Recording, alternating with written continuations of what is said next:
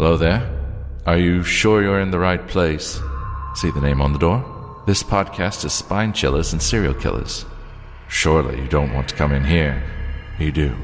Well, I must warn you that things are pretty adult in here. Absolutely no children are allowed. Obscene language, shocking and horrendous stories to chill you to your core, and terrifying tales that'll keep you up at night. The ladies inside aren't quite right. Lovely and hilarious, but very strange. Still want in, do you? Well, you'll get what you're here for. Listener discretion is advised.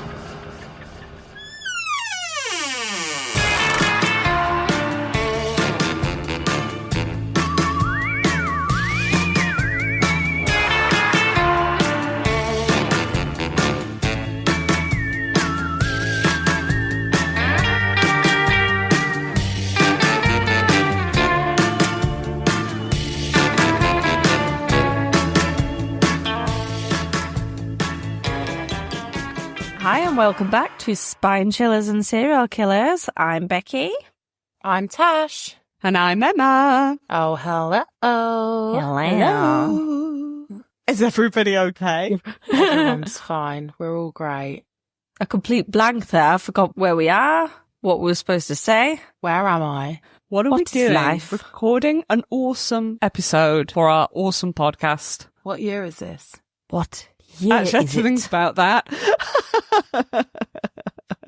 Oh dear, that's how it starts. Random thought of the day. Yeah. What if we've all been abducted by aliens and this is a simulation? Stop it, because this is sort of stuff that I think about at night. Yeah. When randomly my Google Home goes off and goes boom, Yeah. boom. Oh my God. By the way, saying, I hope I'm not going to get murdered. This really weird thing happened and I'm scared. And then not messaging. I Not didn't cool. think you'd be awake. Right, it was 12:30. You were normally asleep by then. So I thought, well, just in case I am murdered, I'll just let them know. So you can use all your podcast knowledge to come and avenge me. I was in bed at, about 12:30 at night. It was just after we recorded the Halloween. Yeah, so I think I was falling asleep whilst looking at crap on my phone, at videos, scrolling, doom scrolling. And then I heard my Google Home, like Alexa, go off in the kitchen, which is down the hall, and it went boom, boom. I didn't hear that, or I didn't quite hear that. And then I was Does like... she talk English or French, your Alexa? She's English. Yeah, she does speak English. I put her in English. And the weird thing is she should only really react to my voice, because I'm the one that uses it all the time. And it's so that the kid don't keep putting stuff on all the time. So I checked the little camera on it. Nothing. I was kind of scared to check the camera, because then I was like, what happens if someone stood right there, like, in front of the camera? I'd just die. Oh, God, no. And I tried to elbow my husband awake, and he did that thing in horror films where they don't really wake up. And I was like, oh, wait. And I had to really shake him away. And I was like, no, like that. And I was like, the Google Homes just spoke. And he was like, and he just didn't help. He just went back to sleep. I don't think he was quite awake. So I was not going to get up and go into the kitchen and be murdered by myself. The murderer could come to the bedroom and murder us both together. I'd prefer to be murdered together, yeah. It's much more romantic, I suppose. But I'd rather not be murdered. I didn't know what a Google Home was, and from your message, I got that it was like a doorbell, like the Ring cams. Oh, that's even worse. I thought somebody had rung your doorbell and had said, you didn't hear that. And then... So I was drunk when I was reading these messages, so I just didn't really know what either of you were going on about. And then when you said, I checked the camera and there's no one there. So I'm genuinely 12:30 at night thinking somebody's fucking around in front of Becky's house. And then I'm going, are you okay? Nothing. So that was fun. To be fair, I did give it a good 10 minutes before I thought, I should be fine, and went to sleep. Yeah, good girl. I didn't hear it go off. I only saw it the next day, your message. And then I just kind of was lying there, kind of looking at the door, pretending to be asleep like that for a while with my eyes mostly closed. Yeah. And then no one murdered me, so I went to sleep. That's good. Eventually. It is creepy because my Alexa does that sometimes, but we never get scared. We're just like, Alexa, you're stupid. Shut up. Nobody's talking to you. Yeah, but nothing, no sound. That's weird. That's what freaked me out. That was the weird thing. But then I think I might have dreamt it. Possible. I could have dreamt it. Probably not. My Google goes off randomly and you're like, oh, what is it? Like, yeah. It didn't help that we'd watched a horror film. Then I did the Halloween episode with Emma. Then that happened. Yeah. And it's never happened before. High alert. So, yeah. A little bit scary. Scary. I do have a review, but I might have to go and get it. But while I'm having a look, just so people know, if you listen to us on Spotify, pretty please, could you leave some positive comments under our episodes, because our Spotify Wrapped is coming up.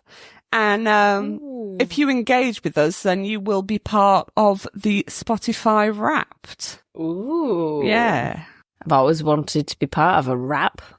I feel like my music taste has really evolved this year. So I'm actually really excited to see my Spotify Wrapped. Oh, at the end of the year. Yeah. And also, if we appear on your Spotify Wrapped, share it. Tag us. Yeah, I don't know if they can Oh, tag yeah, us. share that bitch. But share it. Definitely share it. Okay, somebody messaged us on TikTok and said, "Hi guys, found your podcast last month, so started from the start. Love the off-topic bits, so funny, Tasha." So, there you go, Tash. What? Tash is the favourite. Everybody loves Tash. Everyone does love Tash. Thanks. She's so hard not to love. Oh, that's cute. I'm just lovable. I'm on the Moundsville episode and I walk around cemetery with my kids looking for the oldest or the most elegant ones. Keep up the good work. So thank you very much, Mank Mark 79. Thanks, Mark. Oh, I haven't been to a cemetery for a while, actually. I do like a good cemetery walk. Not to walk through it. I go to the cemetery quite a lot, but I walk through it for various reasons, really. To get somewhere. Yeah. That's generally why you walk to get from A to B. I don't know why I was being weird about that. Coy. What do I do at the cemetery? Yeah. Yeah. Oh, thanks. Thank you. Yeah, thank you very much for the review. Well, it wasn't a review. It was a message on TikTok, but it was all the same, very lovely. And it's weird to think, because if he's only just started listening and is on the Moundsville Penitentiary one, he won't hear this for months and months and months. Oh, yeah. That is weird. So, surprise! Mark, thank you. Hopefully you. I hope you still like us. Yeah. Yeah. Yeah, otherwise, you'll have missed out. Fuck you. Fuck you, Mark. So Spotify Wrap. Please, if you listen to us on Spotify, leave us a comment, interact with the podcast over there, and you will be on our Wrapped. And if we're on yours, share the shit out of it so people see us pop up. Please, pretty please. Please, we're begging you. Please. I like that one. That song from that woman. Please. Sabrina Carpenter. Yes. I like the one by her. I'm working late because I'm a singer. Right. Shall we kick some stories off? Let's do it. Let's do it. Becky, let's have a bit of murder. Okay. By the way, I ate tartiflette just before coming to record, so it'll be a lovely burpy podcast. Yum. Onion burp, cheese burp. Onion, cheese, and bacon. Yummy, yum, yum. I bet I smell great. I had a Roquefort and an onion sandwich at lunchtime. Did you? With crisps. Hardcore. I don't even know what to say to that. Roquefort onion and crisps in a sandwich. Roquefort's the mouldy cheese, isn't it? Blue Yeah, it cheese is. has mould in it. I do enjoy a blue cheese in the right situation. That is not the right situation. I don't mind blue cheese pasta. Blue cheese pasta, blue cheese sauce, yummy. Blue cheese sandwich with crisps and onion, delicious. I just don't find. I don't think it's a sandwich cheese. Well, I'm telling you, I don't it think is. it's a It's sandwich. bloody- This is a hill I will die on. Blue cheese is not a sandwich cheese. Do you like slice it and put it in, or do you sort of like And I spread it. crumble. It's like a spready blue cheese. Their faces, they look disgusting. I just So I'm putting my it's not butter on nice. it, you know, my dairy-free butter. Oh, and Oh, with you butter. butter it as well. Butter, and then a coat of the blue Roquefort. Hold on. Also, can we talk about Why the do you fact have dairy-free butter, butter? and then And then you put margarine. arguably the rankest cheese to have in a sandwich ever? Yeah, but that's my cheese, and the butter is the family cheese, and my husband's vegan, so it's dairy-free butter. Ah, Fine. okay. And then I get my nice stinky cheese, layer of that, a little bit of red chopped onion, boom, and some plain... Red chopped onion. I'd forgive you a little bit. I kind of was picturing yellow, just normal cooking. Have you onion. been burping that the whole day? No, though? not once. I've not once relived it. And then some ready salted crisps, mushed it all in, getting me gob. Oh, in the sandwich. Crisps in a Oh, sandwich is amazing. What kind of bread as well? White sliced. White sliced, which is shit in France. Sorry to say that. It's getting better. I White think the sliced. baguette I would have forgiven mildly, but white sliced, no. Yeah, well, you didn't have to eat it. Thank fucking God I didn't. Imagine if you came over and we went to Emma's house for lunch and she made us blue cheese sandwiches with onion in it. I'm doing it next time. No, you're not. Blue cheese and crisps. I'd be like, I'm on a really strict diet. I can't eat that. Especially no mould in my diet. I can't eat anything that would make me vom. I'm sorry. My sandwich choice alone. Even a crisp sandwich by itself. Crisp sandwiches are nice. I had a jacket potato. Right, come on then, Becky, because I'm Come on, I'm let's actually get going. really hungry. I haven't had dinner and I wasn't hungry, and now No, you're even dying. though that sandwich is disgusting, I am. It's really not hungry. disgusting. Fuck you. Up the bum. Is this the end of our podcast? Sandwich gate. How eggy are we? Tired. Tired. Right. Like this is what it is. We're actually tired, so we're like really offended by things, but also it's really funny at the same time. Right, come on. Well, I'm here. With my blue cheese. It's not actually with me. I don't have it. Leave me alone. Leave me alone. But she keeps like ducking out of camera, just nibbling on a bit of blue cheese. She's probably got a big lump of it next to her, just going nibble, nibble. Stuff down my bra. Yeah. I do get offended when people don't like cheese, like in general. Like, That's funny. I see what you funny mean. coming from somebody who discriminates against certain types of cheeses. We said that we like blue cheese. We just don't like blue cheese in the situation that you put it in. Crisps and lettuce. It wasn't just like... Anyway, moving on. Crisps and lettuce. Is that for the crunch? I love a crunch. oh yeah. Oh, yeah. Okay. We are so tired. Oh my God. It's like, honestly, I think this is like 8 minutes of talking about my blue cheese sandwich. But us being tired goes one of two ways. We're either really flat or we're just the most ridiculous people ever. So Well, you can let's do this. put the blue cheese, some of the blue cheese conversation into the... I think all the blue end. cheese conversation will go in. Mark will thoroughly enjoy it. Yeah. Thanks, Mark. This story is for you, Mark. Thank you, Mark from TikTok. He did say he liked the off-topic bits. Yeah, but there you are. Right, let's get down to business. So my story this week is about a lady called Nicole Fitts. Around Halloween 2015, Nicole Fitts, a 32-year-old single mother, realised that there was something that she needed to do to get out of the horrible situation that she was in. She was in the midst of an intense struggle, financial pressures, and the burden of raising 2 daughters alone in the costly San Francisco Bay Area weighed heavily on her. Her eldest daughter was eventually sent to live with her father in Southern California, whilst Nicole kept her youngest, Arianna. They were living in a homeless shelter. There, Nicole met Lesmani Briggs, a self-proclaimed evangelist and street pastor, who offered them a place to stay. Nicole agreed to pay rent and babysitting fees, seeing it as a lifeline in a time of need. However, Nicole's sister later claimed that Briggs abused her, taking advantage of Nicole's vulnerable situation. Briggs kept control of the apartment key, restricting Nicole's access to her own home, unless Briggs was there.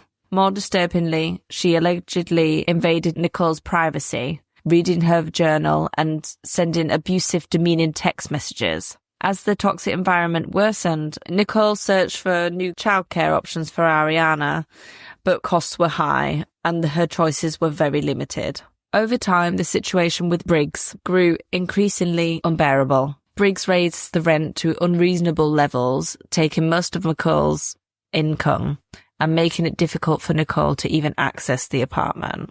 What a dick. She is just a bitch, yeah. Absolute bitch. She just was looking for somebody to abuse. Yeah. Basically. Yeah. Saw the vulnerable person in a vulnerable situation and just, took advantage. It's like sadistic and predatory. Controlling, awful. As the weeks went on, Nicole devised a plan. To avoid any dangerous confrontations with her hostile roommate, she would work as much as possible to secure her financial footing. So to do this, she had to hire a babysitter to take care of her daughter. What I didn't explain very well is while Nicole was staying in Briggs's house, Briggs did also look after Arianna as well, like when Nicole was working, but she tried to be home as much as possible to look after her child. Yeah, I got that because you said something about babysitting fees. So yeah, I understood that. Yeah. Okay. So now, because she wants to work more and more, obviously Briggs isn't there all the time. And also it's a horrible situation. She doesn't want to rely on this person that's taken advantage of her. Yeah. So that's when she met Devon and Helena Martin, a seemingly friendly couple who quickly became full-time caregivers for Nicole's 2-year-old daughter, Arianna. Helena was Briggs's niece, but they weren't close or on speaking terms, apparently. Okay. But I also think, why? Why keep it in the family with someone that's so horrible? Yeah, but if they seem nice and they're not on speaking terms, you think, well, if you're not speaking to them, then you obviously know that they're awful. Yeah, and to not speak to your own family. Yeah. Is, there has to be like a reason for that. And also, Nicole's sister said that she was quite naive as well, so she was quite easily led. But these people do seem like really nice people, and they just want to look after and help Nicole. So eventually Nicole's sister and another friend helped move her and Arianna out of Briggs's home to Santa Cruz, about 70 miles away. Fearing for their safety, they even alerted the San Francisco Police Department, concerned that they might need protection from Briggs.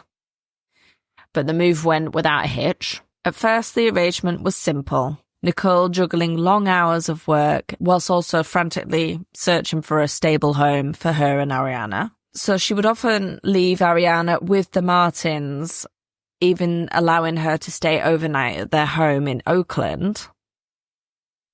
So although Nicole moved, she continued working at the Best Buy in the San Francisco area.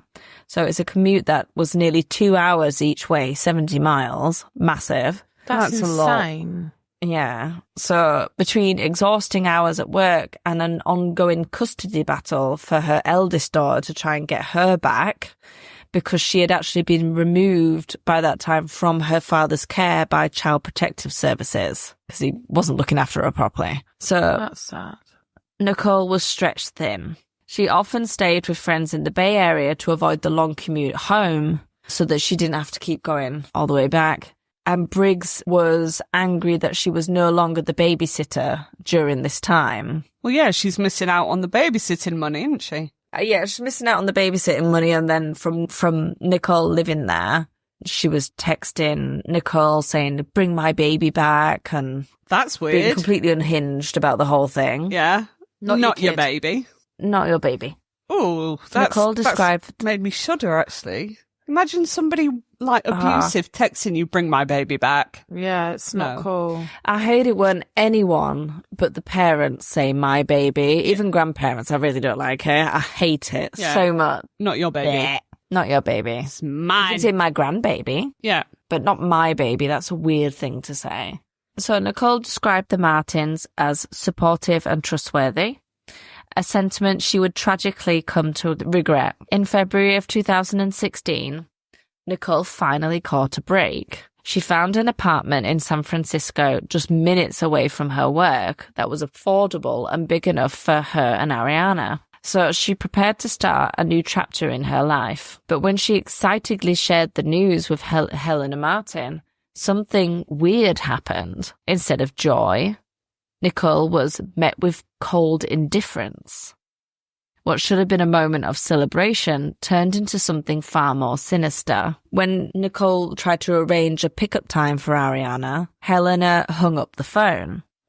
Days stretched into weeks, and every attempt that Nicole made to contact the Martins was met with silence. As February dragged on, Nicole's depression grew. But finally, the Martins resurfaced with a bizarre excuse. They had taken Arianna to Disneyland and would return her once they were back. Didn't she ring the police at this point, like weeks without having her child? I don't know. I think she was just, I don't know what they were saying to her on the phone, but they were kind of just being really avoiding, and then she was working loads and loads as well. But I don't think I'd let it go over a certain number of hours. No. But I think she was kind of torn between being so grateful for them looking after her, not wanting to anger them because she still needed them. Anyway, I don't know what was going on in her, what they were saying to like justify it. So despite her growing suspicions, Nicole, exhausted and overwhelmed, believed them. 6 long weeks passed with Nicole unable to see her daughter. Then came the 1st of April 2016. When Nicole reached her breaking point. She demanded that Arianna be returned, setting a firm deadline for the 3rd of April, 2 days later. But before this could happen, Nicole vanished. That night, she told her roommate that she was heading out to meet Helena at a restaurant on 3rd Street, claiming Helena was upset and needed help. Nicole promised that she would only be gone for a few minutes. But hours passed and Nicole never returned. The following morning, Nicole's roommate received a strange text from her phone. She was headed to Fresno with someone named Sam, a name that had never been mentioned before. Suspicion turned to dread. Nicole was reported missing on the 5th of April, and just days later, the unthinkable happened. Nicole's body was discovered, buried in a shallow grave, mere feet from a children's playground. Oh, God. Yeah. Her body was curled into a fetal position, and a plywood board marked with a mysterious symbol lay across the grave. So they'd like half buried her and then shoved this big bit of wood on top of her. That is very, very odd. The symbol was very strange, and no one has ever been able to decipher its meaning. But the horror didn't end there. Arianna, Nicole's little girl, was still missing, and the Martins were nowhere to be found, despite the mounting evidence, including Helena Martin's dark past, which was a 6-year prison sentence for killing the father of her own child. The police have never been able to officially link the Martins to Nicole's murder. So, did Nicole know that she was giving her baby to a murderer? No. Oh. No, she didn't know. Shit. Horrible. I even researched it again today to try and add more information here at the end. There is just nothing. There's no information about the Martins. They're not cooperating whatsoever. They definitely did it. I just feel that more could be done. They definitely did it. If they didn't do it, you would be doing everything to help, to cooperate, to clear your name. Yeah, definitely. But Yeah. if they're just vanishing, they murdered her. In my mind, anyway. Yeah. Yeah. It's very guilty sounding, isn't it? It's not great. Yeah. So to this day, the Martins remain free, elusive figures, refusing to cooperate with the investigation. Over 30,000 pieces of evidence have been collected. Homes have been searched, and the police have come up empty-handed. The most common theory is that Helena, driven by a twisted desire to replace the child that she lost to the foster system after she murdered her child's father, that's what pushed her to murder Nicole and kidnap Arianna, raising the child as her own in some hidden location. And then also the contact with Briggs. Was it all one big show from Briggs that she was asking for the baby back and they actually did? It was all a big plan from the beginning? That the 2-year-old has been missing for 8 agonising years. Oh. Hope is fading. The police have released an age progression image of what Arianna might look like today, but the haunting question remains, is she still alive? Will we ever find out the truth behind the dark and tragic disappearance of Nicole Fitts and her innocent little girl? I did have a look on Reddit, and there's a few Reddit posts with a link that I didn't really want to click on. Yeah. With it being Reddit. And it was apparently to a Facebook page of the pastor where they were holding up a little girl that really looked like Arianna. And this was a couple of years after she supposedly disappeared. Yeah. So the pastor is Briggs. And then there's some other people that have kind of sleuthed them out, and they keep saying that they can see occasionally a little girl that could be Arianna in the background of some photos. But you would think the police would be on that, surely. Yeah, well, that's what I'm thinking. I'm like, well, it doesn't feel to me, but I'm not a policeman, and 30,000 pieces of evidence, that's quite a lot. I don't think that they've gone far enough. They haven't looked into them enough. And they're so shady. Absolutely shady. Oh, we don't know anything about it. Oh, no. It's so weird. I hope I'm wrong, but my feeling is something happened to Arianna. That's why they were gone for 6 weeks, because they couldn't give her back, because obviously something had happened. And that eventually they had to kill the mum to get away with whatever had happened to the little girl. That's valid. I hope I'm wrong. Yeah. But I don't know. Yeah, well, I'd rather Arianna be alive and well somewhere. And, yeah, blissfully unaware. Yeah, but yeah, Nicole's sister especially is still campaigning for justice for her sister and her little niece. That's awful. And I don't really have any information of what happened to her eldest daughter, whether she's back with the dad or whether she lives with the sister. I'm not sure. Yeah, but at least we know she's fine and, alive. Yeah. That's terrible. Imagine for that family, that's 2 lives that, well, one definitely gone, but not knowing for that little poppet. Awful. I know. Horrible. Horrible, horrible. So there you are. Well, thanks, Bet. Thanks, Boo. No problem. Sad. It was sad. It was Yeah, sad depressing. story. Yeah. It was. Do you want a spooky story now? Should we finish on a bit of spooky? It's all I want in my life. Spooky, right now. spooky, spooky, spooky. Now, this again, you're probably going to pick on me for this, but No. That's not like You us. say that like we bully you. all right. So she says We in a very jest. bullying tone. That sounds like Just ban them between friends. Stop hitting yourself. Stop hitting yourself. Yeah. Okay. For this week's spine-chilling stories, I thought I would combine the paranormal with one of my biggest phobias.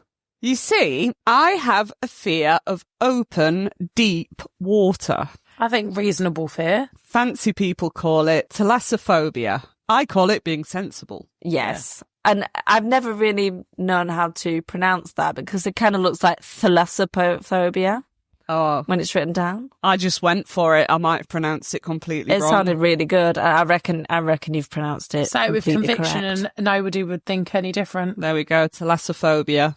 After all, we don't know much about the sea, really, when you consider the percentage of the 362 million square miles, that's almost 3/4 of the surface of the Earth, that we have not yet explored. It's huge. Massive. Huge. Have you seen that thing where it shows you how deep it is compared to like tall buildings and mountains? I have seen things like that and they give me anxiety. I don't like it. Yeah, I was a bit sweaty by the end of the video. A bit sweaty. A bit sweaty. Yeah. Made me sweat a bit. Sweaty. Make me sweat. Make me water. There could be all sorts of nightmarish stuff out there. In fact, Go I'm on. pretty sure there is. Undoubtedly. Yeah. The stuff we know about is bad enough. Giant squid, sharks, jellyfish, saltwater crocodiles. I mean, that blew my mind when somebody told me. Oh, I didn't know that was a thing. What, like crocodiles in the sea? Crocodiles in the sea? Yeah. Crocodiles can eat sharks. And they're massive. They are bigger. Saltwater I mean, I'm saying this with conviction, but I'm pretty sure they are bigger. Saltwater crocodiles. Oh, massive. They're the biggest. They are the biggest. Well, Becky knows. I know. I do like a good crocodile. No, but you can look stuff up where you've got crocodiles killing like great white sharks. What? Terrifying. Don't get me wrong. I have nothing against any of these creatures, but I choose to stay well away from their turf. I think fair. Yeah. The most I do is paddle. And even then, I am the annoying squealing woman on the beach hopping about because a piece of seaweed touched her. It is weird though, isn't it? Don't like it. I mean, think about it. Apart from the fact that drowning is a very real possibility, everything in the sea seems to be either sharp, venomous, stingy, or poisonous, or possibly all four at once. It's a big no thank you from me. And I'm not alone in thinking there are undiscovered monsters down in the dark depths of the oceans either. Sailors for hundreds of years have had superstitions and folklore around mythical creatures that they encountered whilst at sea. Mermaids, for example, but not the red-haired musical kind. The kind that either lure the sailors to their watery doom or appear as bad omens telling the sailors that they will never see shore again. Like sirens, aren't they? Sirens, yeah. Mm. And let's not forget the Kraken. I mean... yeah. Oh, the cracking job. Kraken. Yeah. Crackaloo. Logically, this was probably a giant squid, but imagine the size of it for the sailors to have watched it swallow up ships from below. No way. I truly believe spooky stuff happens at sea, when the night is blacker than black, and the only sound is the swooshing of the water. That is when anything could happen, and there would be no one around to hear you scream. Thanks, Emma. The Flying Dutchman is probably the most well-known ghost story from the sea. Isn't that an onion bun burger, the Flying Dutchman? An onion? No, instead of having a bun, you have onion. Continue your story, I'm going to look that up. Has it got blue cheese in it? What are you talking about? They call it the Flying Dutchman. A sandwich, I think she's talking about. Anyway, the eerie glowing ship doomed to travel the ocean forevermore because the captain cursed God after sailing into a terrible storm in 1641. He refused to turn his ship back and swore that he would bring the ship around to the Cape of Good Hope, even if he had to sail until Judgment Day. And it appears that God was listening, as that is exactly what the ghost ship is said to do. God, it's like, I heard that. It's an onion-wrapped Flying Dutchman, so it's some sort of burger from In-N-Out. I feel like that definitely added some depth to my spooky story. Yeah. It does say it's not entirely clear where the name comes from, but the Flying Dutchman is an old legend about ghostly ships that sail on the sea. I'm not bullshitting you. So, but so there is a link to the burger and... She's fact checking you. Yeah, she is, isn't she? Is she talking a load of shite? No, I'm not. One fan speculates that the patties have nowhere to dock without bread to hold the burger together. But we may never truly know.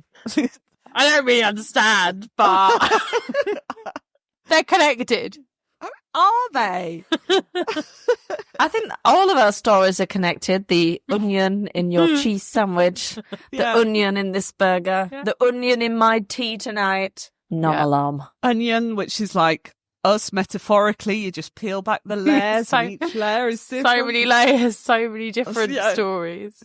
Yeah. And we sometimes make you cry. Yeah. Yeah, there you go. Full circle. Let's get back to your Flying Dutchman. I swear to God, Yeah. people, that we do not drink or do drugs. We're never drunk on this. No, never. No, never. No. This is all just pure us. Pure jokes. It's tiredness. A lot of it is that. It's because we record late at night. I actually think a lot of it is just because we're really funny, but anyway. That, possibly. So the captain refused. He cursed God because he'd gone into this terrible storm and said he was going to sail until Judgment Day, but he would get the ship around the Cape of Good Hope. And God was like, all right.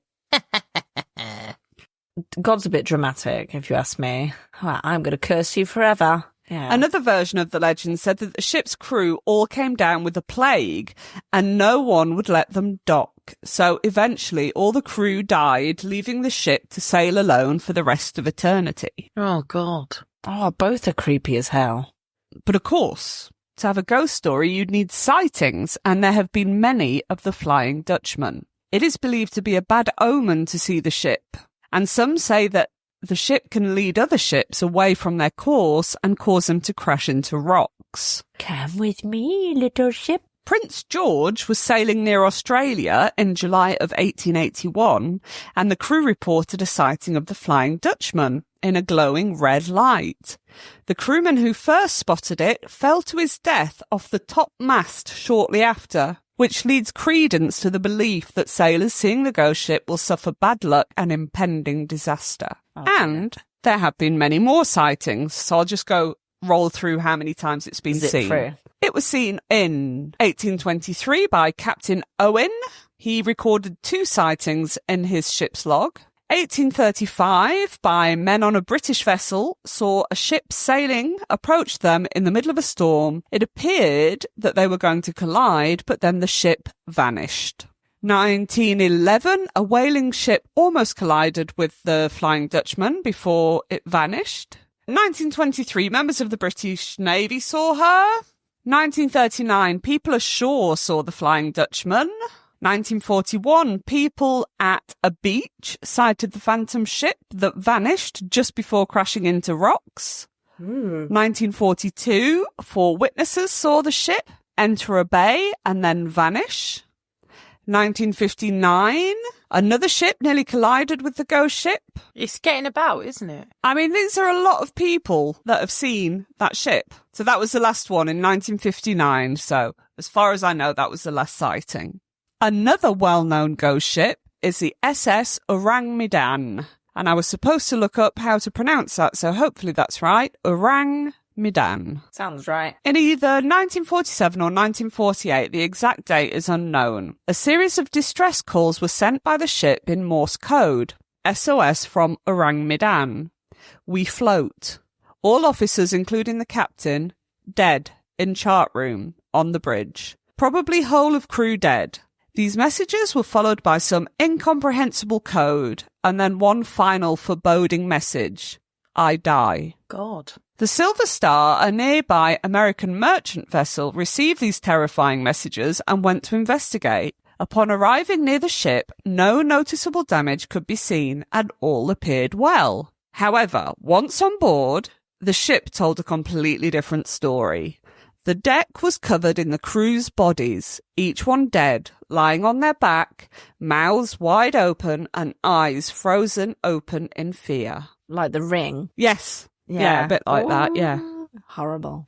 Even the ship's dog was found like this, with the same terrified expression on its face.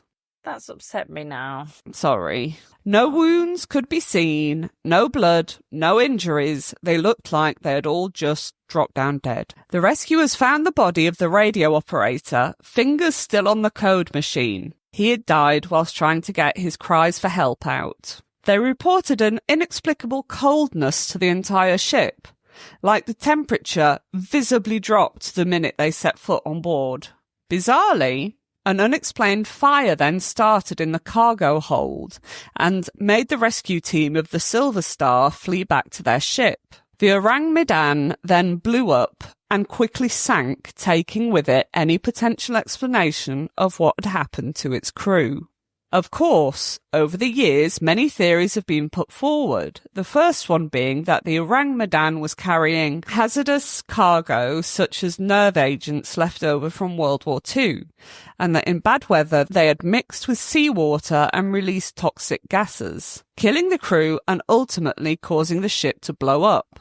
Others believe that it could have been carbon dioxide poisoning from faulty boilers or bad ventilation, a common problem with poorly kept ships apparently. As the gas is odourless, no one would have noticed until it was too late. Of course, these theories are both very possible, but they don't explain the fear locked on the dead crew members' faces or the bizarre drop in temperature felt by the rescue team. That leaves only the paranormal. Was the crew attacked by some seafaring spirits, or was it alien intervention that scared them all to death? The truth is, we will never know, as the SS Orang Medan took its secrets with it to its watery grave. Any ready for a last one? Well, that was a very good one. I think all of those explanations are terrifying. Yes, all of it. And finally, the Lady Lovibond. The story begins in 1748. The Lady Lovibond was a beautiful schooner captained by Simon Reed, who had just married the love of his life, Annetta. As a grand romantic gesture, Reed decided to take his new bride on a cruise to Portugal, celebrating their marriage on the open sea. This was unconventional for the time. Superstitions among sailors said that having a woman on board was bad luck. But Captain Reed was smitten, and he ignored any warnings.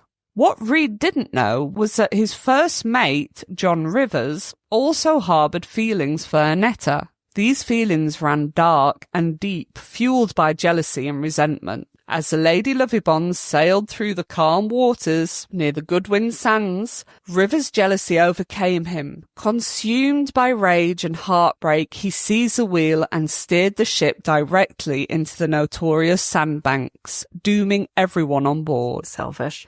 The Lady Lovibond shattered against the Goodwin Sands, and the entire crew, along with the captain and his new bride, were lost to the sea. But that wasn't the end of their story. Legend has it that every 50 years on the anniversary of the wreck, February 13th, the Lady Lovibond reappears, sailing through the fog with ghostly figures visible on her decks. The first recorded sighting happened in 1798, 50 years after the wreck. Fishermen reported seeing a schooner heading straight for the sands, but as they approached, the ship vanished without a trace. Another sighting came in 1848, when sailors on a nearby ship saw the ghostly schooner and even heard the sounds of celebration as if a wedding was still underway on board. Sightings continued into the 20th century. In 1948, a few fishermen and sailors claimed to witness the spectral ship sailing the same tragic path. Each time, the Lady Lovibond appeared as real as any vessel on the water, until it inevitably faded into the mist, leaving no trace. The last reported sighting was in 1998. By then, the story of the Lady Lovibond was legendary. People gathered along the shore hoping for a glimpse of the doomed ship, but only a few claimed to have seen anything. Still, the legend persists, and some say that on February 13th, 2048, the Lady Lovibond will once again emerge from the mist, caught in an endless journey through the sands. So there you have it. Yet another reason to stay the hell out of the ocean. As if it weren't enough that the sea is full of all kinds of terrifying creatures, lost civilizations, and let's face it, probably a giant kraken or two. Yeah. Now we're supposed to worry about ghost ships popping up out of nowhere, still sailing toward their doom. So maybe next time you're on shore, just maybe stay there. And there you go. Thanks, babe. Bravo. I don't know how I'm going to get to France anymore because I have to go on the sea. I hate going on the ferry. I hate it. And it's okay because it's only a little... Yeah, you're not getting lost too much in that little bit of water, but... Fuck the sea, really. I mean, I respect it. It's beautiful. We need it. It's lovely. Lovely. Gorgeous. Lovely. I love the sea. I love the sea. I love being on the beach, listening to the waves, love all that, but I'm not going in it. I don't think that's unfair. Do you guys go in the sea? I do go in the sea. I don't like being out of my depth in the sea. I go in the sea from the beach. So I went on a boat trip when I went to Spain with some friends, and some of them literally jumped off the boat into the sea, and I was like, that's a no from me. No, I don't think I'd like that. Sensible. It's a no. Too empty. Yeah, it's too much water, that is. Yeah. There's a lot of water. Yeah. It's a no from me.